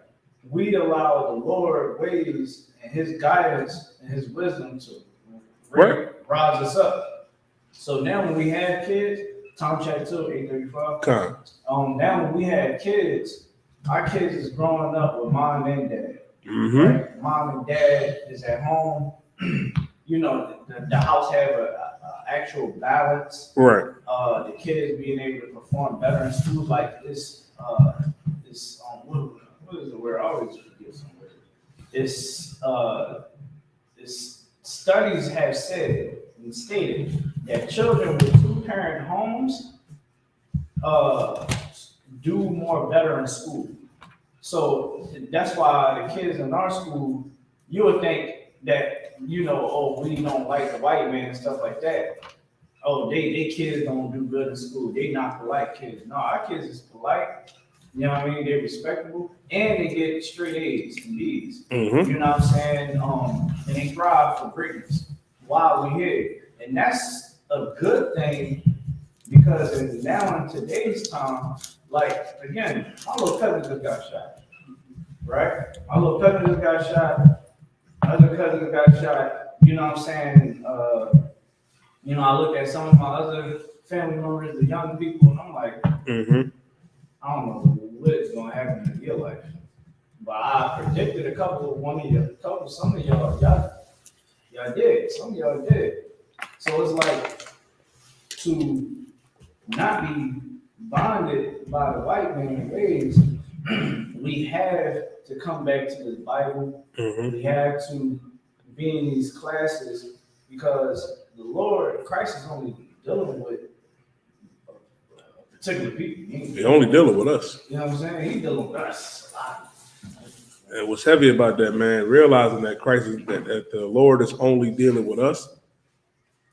We got to realize, man, why it's important, to do what our King and to do what our God said to do. Because Christ is saying that they first bind the strong man, now they can come in and spoil everything. That's why it's important for a brother to be strong in all of his households. Because nowadays, man, and it's evil. It is evil. Like if you look at what's going on, in the fake Israelite group, Nasty Nate went out there and said, because of the polygamy, I had to roll. Because of the polygamy. Well, there's nothing wrong with a man having more than one wife. Like you cannot show us in the Bible where it's unlawful. And the thing is, man, the fact that he said that goes to show you how evil and wicked that brother is. Because here's the thing, man. How did Israel come about? It didn't just come from one woman. Israel, Jacob, our forefather had 4 ribs. The car, 4 ribs. But let me show you one of the scriptures because it was asked to me earlier. Let me break it down. Give me Deuteronomy chapter 17 and verse 17. Now, you know what I love about breaking this one down the car? Every time that this is brought up, it goes to show you the context and why I say Israel really don't read. They think they got us. They think they got us. Sister right here thought she had a brother in the car. Thought she had me. Nice try. I sat in this class when I was a young man and a trooper, and I had Officer Daniela break this down to me. I had Captain Shapar break this down to myself. Now, you'll read this, right? And I'm going to go over some other scriptures that Christians will pull. You know what I mean? To say, oh, the law is done away with, that, oh, you can't do this and you can't do that. A lot of the time, sisters get upset because naturally, you know what I mean? You love whatever man that you decided to marry, that you decided to have sex with. Naturally, you do. You know what I mean? And a lot of you cannot bear the thought of your husband and your darling man that you love going out there being with another sister. I understand. That's natural. However, there's nothing wrong with a brother going out there and getting another rib. So what happens is you'll scour and you'll try to say, oh, but this says this. We also got to understand something called context. This is something that some sisters have pulled, and I want to break this down. Read Deuteronomy chapter 17 and verse 17. We're going to read this straight through for the first part, and I'm going to break it down. Read this. The book of Deuteronomy chapter 17, verse 17. Neither shall he multiply wives to himself. Neither shall he multiply wives to himself. Man, a lot of sisters pull this and they got you in the car. They got it. Like, you see, the Bible says, neither shall he multiply wives to himself. And you can't be out here having sex and marrying these different women. Keep reading. That his heart turned not away. That is heart. That is mind, because your heart is your mind turned not away. Right. Now, if you read that, you'll think, oh, a man can't have more than one wife. But it's important to understand context. Now, I want you to read the next part. Neither shall he greatly multiply himself silver and gold. Neither shall he what?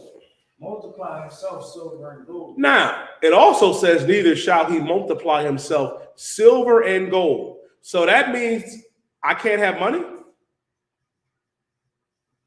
I can't have silver and gold. It says I can't multiply to myself silver and gold. Meaning I just got to be broke, right? I just got to have no money. Or there has to be context, right? This is talking about a ruler, a king. A king cannot have all the women as his wives because who would the rest of the brothers marry?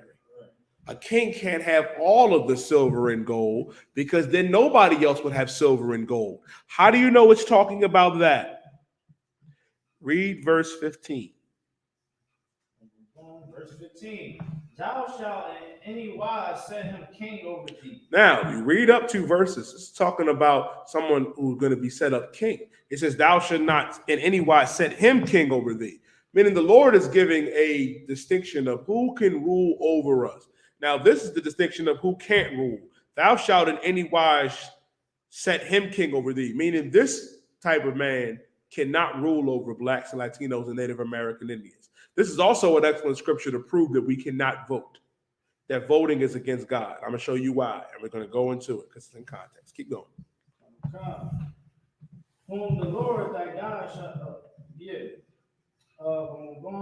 thou shalt in any wise set him king over thee, whom the Lord thy God shall choose. Meaning God is going to choose our king. God is going to choose who is going to rule over us. Read. And who's ruling over us? Christ. And who's in charge? You know what I mean? Under Christ, command and general Yohana. That's what the Lord set up. Keep going. One from among thy brethren shalt thou set king over thee. One from among thy brethren shalt thou set king over thee. Meaning if we were going to have a ruler or a king, it has to be someone of our brothers, of the 12 tribes. And that's Christ, Yahweh Shah Mashiach. This is talking about the criteria of who can rule over us. It's talking about a king. Read on. Thou mayest not set a stranger over thee, which is not thy brother. Meaning we can't have a stranger, a strange man of a different nation rule over us, Joe Biden, Donald Trump, which is not our brother because they're not our brother. Now read verse 16. But he shall not multiply horses to himself. Read that again. He shall not multiply horses to himself. Now you'll read 17. It says you can't multiply wives. It says you can't multiply horses to himself. So is a man sinning if he has 2 horses? No, that's not what it's talking about. A king, a ruler, can't have all the horses. He can't have all the cars because what are we going to ride? What are we going to drive? Now you understand the context? So when you read in Deuteronomy 17 and 17, neither shall he multiply wives to himself. I can't marry every sister, because then who's the car going to marry? Who's Ibad going to marry? Who's the Kalatazar going to marry? Listen, some of y'all brothers, listen, man. Listen, brothers need ribs. Man, you can't be out there marrying everybody. You can't do that. Especially if you're a king. It's not saying you can't have more than one wife. Now, give me Exodus chapter 21. Exodus 21 and verse 10. Goes to show you, man, that these fake Israelites don't know what the hell they're talking about, and neither in that Christian church. Because this is what the Lord did say. The Lord said this. This is book of Exodus chapter 21 verse 10. If he take him another wife. If he take him another dog. Another wife. Another cat. Another wife. He go out there and find another garment. Another wife. If he take him another wife. Meaning if you go out there and get another wife. Meaning getting another wife is common in Israel, man.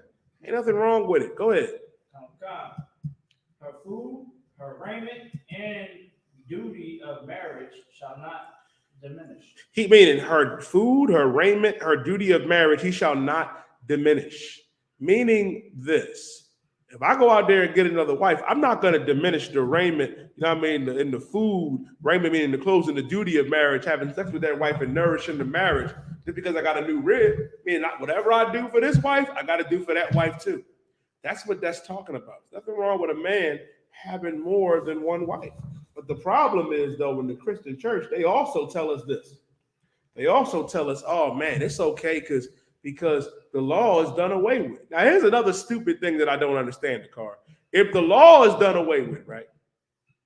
If the law is done away with, I should be able to do whatever the hell I want, right? If the law is done away with, I should be able to marry everybody, and that's the case. If the law is done away with, I should be able to smoke, do whatever. You know what? If the law is done away with, I should be able to become Jeffrey Dahmer and eat people. But you'll say, oh, that's wrong. Why? Because deep down, the law is here for a reason. These laws, statutes, and commandments, man.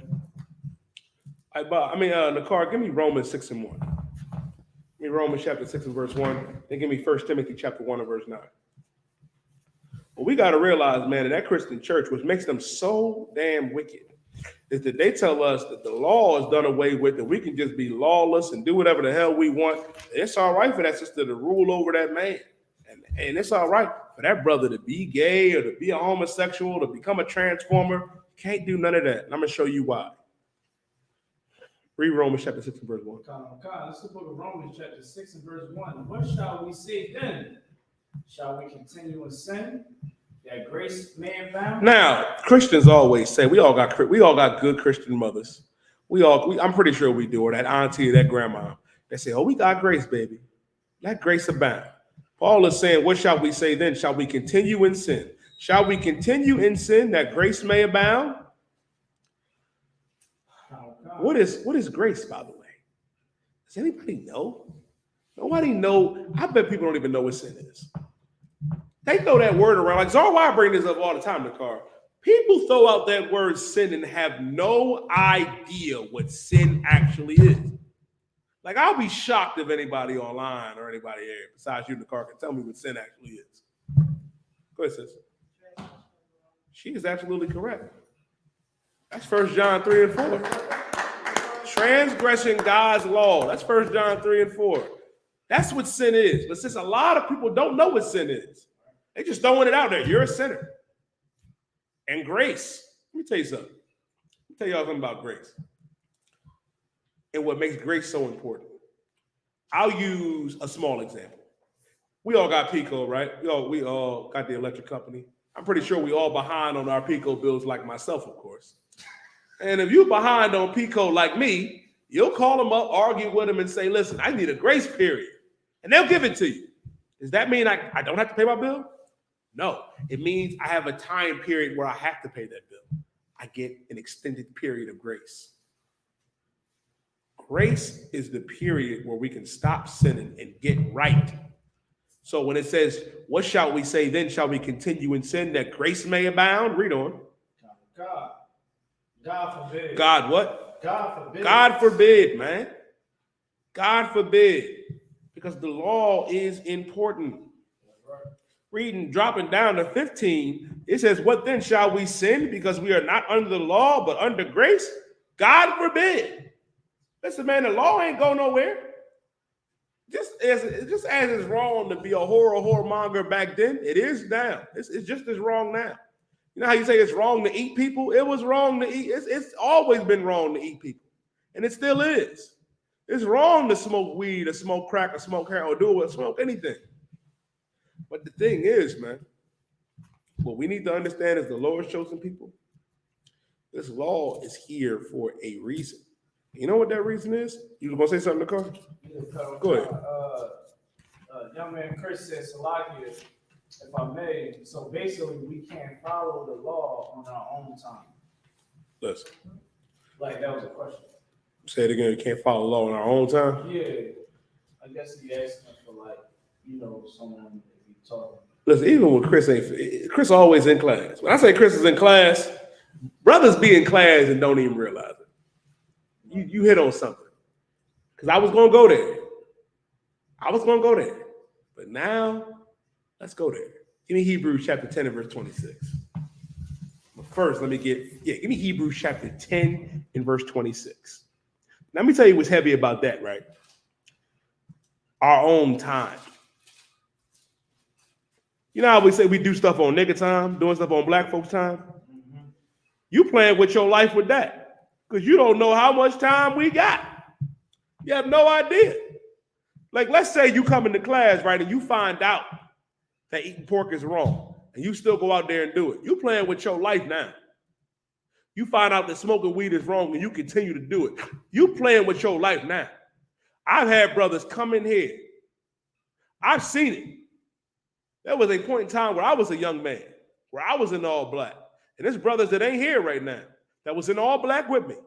And they spirits sunk. Their spirits were broken because they found out they couldn't smoke weed. It's brothers that won't come into this truth that know they can tell you any scripture in the car. They could give you any precept, sharp like that. But it's not being able to smoke weed is what's holding them back.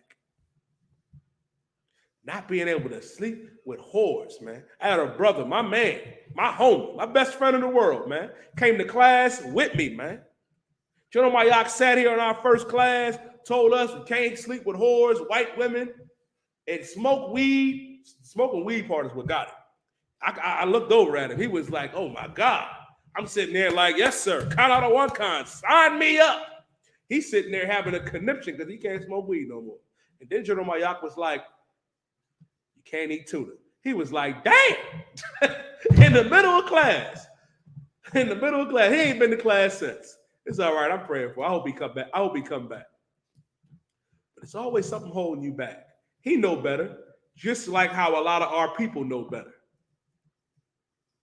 You can't serve the Lord on your own time. You can't keep these commandments on your own. You can't choose to keep the commandments on this day and don't do it tomorrow. Now, like I said, you're playing Russian roulette with a fully loaded gun. And I'm going to give you two precepts about that. Give me Hebrews chapter 10 and verse 26.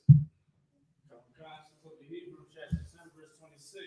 For we sin willfully after we have received the knowledge of truth. Now, if you sin willfully after that we received the knowledge of truth, you come up in this class and you find out that eating pork, shrimp, crab, and lobster and smoking weed and being a sexual deviant is wrong, and you go out there and do it anyway and sin willfully.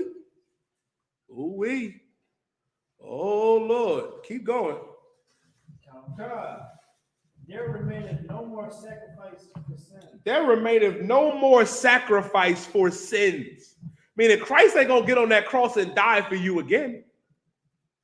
He ain't going to do it. He ain't going to get up on that cross and die for you again. Now, which makes it so evil, man, when you knowing that's wrong, and you still going to do it, you spitting in the face of our King, man. Christ ain't died so you can continue to be a homosexual. Christ ain't died so you can continue to smoke weed or to be an evil, wicked bastard, man. So you going to come in and learn the knowledge of this truth and then go out and sin willfully? That's what these fake Israelites is doing, man. They out there sinning willfully. That's what these Christians and pastors and imams are doing after they get the knowledge of this truth and still going with their wickedness, man. It's only a matter of time before the Lord gets you. Now, I will say this, though. Let's say you a young brother or young sister that's coming up in this truth and you fighting that demon, man, of smoking weed, fighting that demon of whore or drug addiction or whatever you're going through. Let me explain something to you, man. You got to continue to come to class and fight. I don't expect you to stop smoking weed the first day you hear about it. Nah, but I do expect you to try. I do expect you to fight. I do expect you to win in the long run. I do expect that. I expect you that if you're smoking 5 a day, that you'll go down to maybe 3 or then 1 after time. But the next thing you know, you don't got to smoke at all because that demon will slowly come up off of you because you're coming to class to get them demons up off you. Let me explain something to every brother and sister out there that can hear me right now. You are not going to conquer your demons by yourself. It's not going to happen. It's not. You're not going to overcome that demon or whatever you're battling by yourself or at home. I know that's what that demon is telling you in your mind. You don't got to go to class today. You can just stay home. We got smoking to do. One day y'all going to stop smoking that weed, all right? One day y'all going to stop. But you know how you stop and beat those addictions? By coming to class. That's what I did. That's what the car did. That's what the sister is doing. That's what we do. You come to class to battle these demons. Them demons is kicking your ass right now. Them demons ain't going to be a match for me and you. Ain't gonna be a match for me, you, and the car. Ain't not. That's how you fight. By tuning in these classes, man. If you can't come to class, tune in online. But if you can come to these classes physically, that's how you get them demons up off of you, man. I pray you understand that. Because if you do that and you find out and you continue to sin willfully, boy, oh boy, you playing with your life. You playing with it. You had a question, sister, or comment? I was just gonna say, I used to smoke weed every day. Listen, I was right there with you, sis. I was right there with you. Listen, man, the demons was talking to me. And listen, it may seem like it is impossible, but we are results of something that seems impossible. That's why Christ said, I believe it's in Matthew, man, with men it's impossible. Nothing is impossible with God. You'd have met me 5-6 years ago. Let me tell you something. You'd have never thought that I'd be sitting here in this seat right here in this priesthood. Hell no. That old man was a beast, was a monster. Not somebody that you would want to converse with or talk to. You know what I mean? I pray you understand that. But with men, it's impossible. Nothing is impossible with our God. You're selling yourself short by saying you can't do it. But I thought you could do all things through Christ, which gives you strength. Ain't that what Christians say? You know how you do all things? By coming in here, by enduring that hardness, fighting them demons, man. Fight. Because as soon as you stop fighting, you lose. You got to fight that weed addiction. You got to fight that drug addiction or that alcohol addiction or that whore addiction the same way you would fight for your life if you were drowning. The same way you would fight for your life if somebody broke in your house and wanted to hurt your child. The strength and the way you would fight and the tenacity to fight that attacker or whatever, you have to fight that demon the same way and more and more and more every day. Because as soon as you give in, you lost. Now Satan's laughing at you. Don't be the butt of that joke. Don't be the butt of that joke. And let me tell you something, man, which is so important about it. Goes into the show, because this is the biblical law class. You want to know who is the law made for? That's the question. Who is the law made for? The law was made for a specific reason. I'm going to show you why. Give me 1 Timothy, what I asked for. 1 Timothy chapter 1 and verse 9.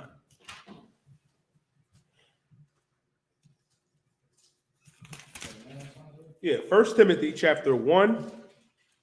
Yeah, 1 Timothy 1 and 9. Salaki. Hold on, that's not it. Hold on. Wait a minute. Hold on.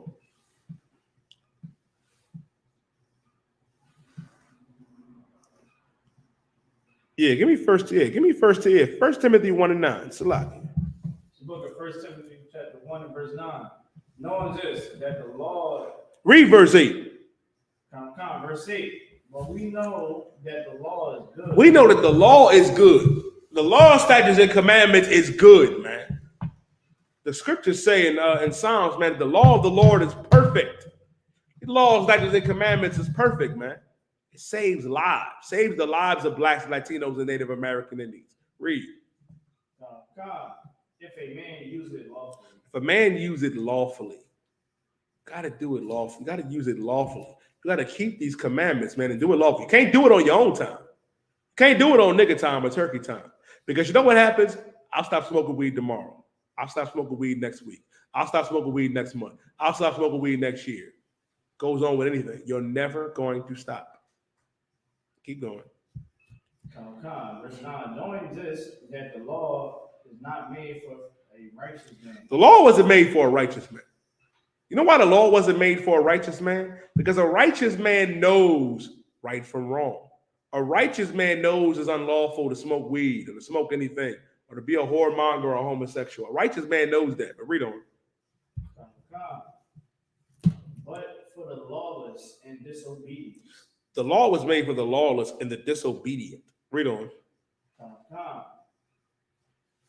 And for the lawless and the obedient, for the ungodly and for sinners.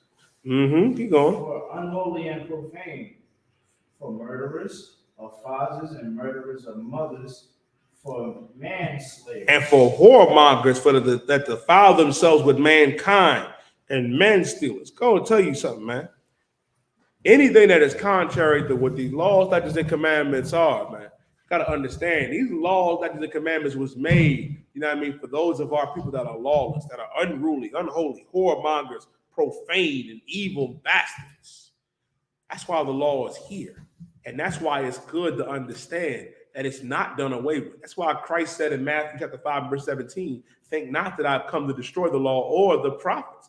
Baruch chapter 4 and verse 1 says, you know what I mean, that this is the book of the commandments of God, for the law that endure forever. All they that keep it shall come to life, but those that leave it shall die. Not just the physical death that we suffer because we leave God's law, like the commandments, but the spiritual death. You want to spiritually be alive again?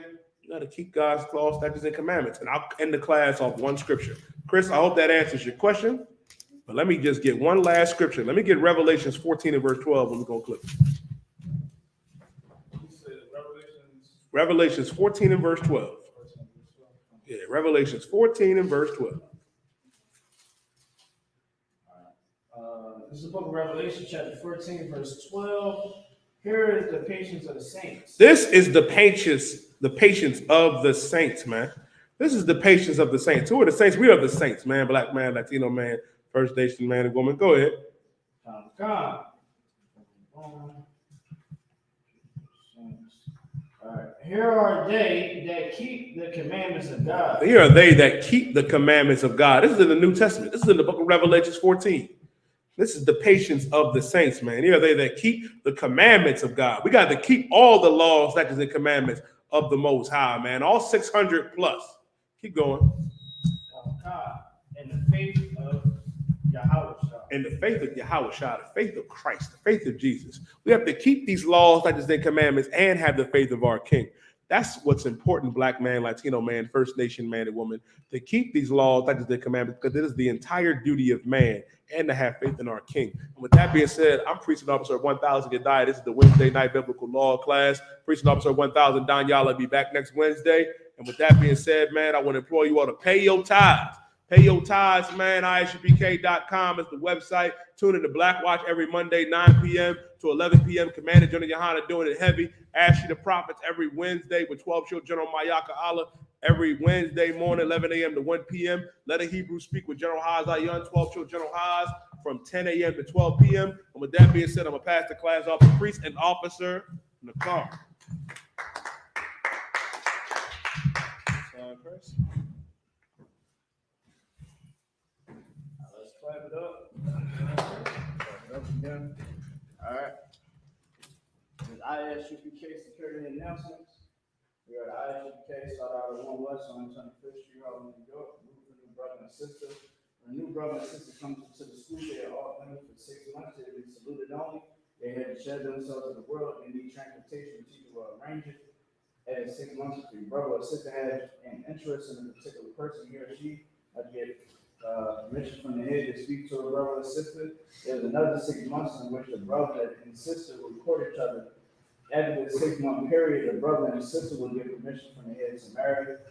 Ties, which is the commandment, find us in the book of Numbers, chapter 18, verse 21, and Malachi, chapter 3, 8 through 10. My Asherah, meaning 10 from Hebrew, 10% of every penny of any increase the Lord gives me, give to the teacher. Priest one free will offering for priests not mandatory over amount you like. Our coming holy convocation would be the feast of dedication, Hanukkah, right? You already know the white man take our traditions and culture and try to perverse it. So what they call Hanukkah is actually Hanukkah.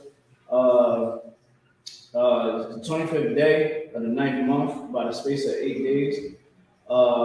So it will be not this Saturday, but next Saturday on the 17th December of this year for 8 days. We're going to celebrate it. You can find us in the book of First Maccabees, chapter 4, 52 and 61. All right, a quick, brief understanding of the Feast of Dedication.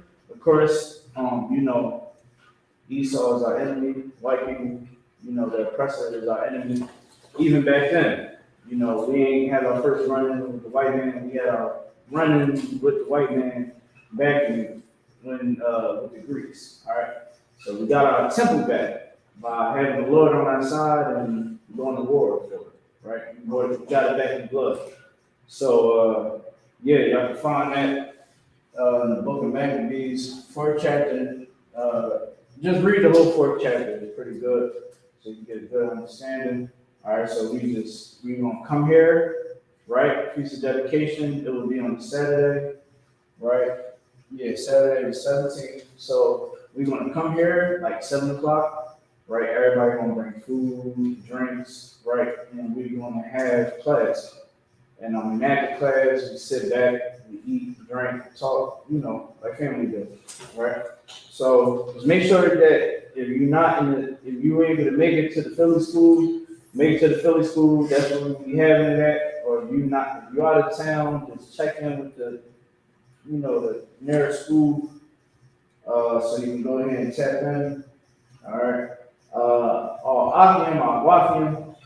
Make sure you check the bulletin board in the hallway. If any brother wants to be a trooper in the school, start wearing all black boot shirt, pants, handband, and scarf, which are modern just the men. All right. Men of Israel, we're going to give one quick courtesy salute. Men of Israel, Modern Shabbat. I'm Modern Barak. Yahweh Shem Shah Barak Thumb. Y'all at the top, and hands down. Sorry, we're going to turn the face to sisters. All right. So, okay, you already know. So, men of Israel, we're going to give one quick courtesy salute to the sisters. Men of Israel, Modern Shabbat. I'm Modern Barak. Yahweh Shemar Ala Thumb by Shem Shah. So you'll say Yahweh, Yahweh, Shamar, Shema, Elatah, Elohim, by Shem Yahushua. Shem Yahweh. And what he said was, what you're saying is, may the Most High watch over you in the name of Christ. Y'all at the top, hands down, class is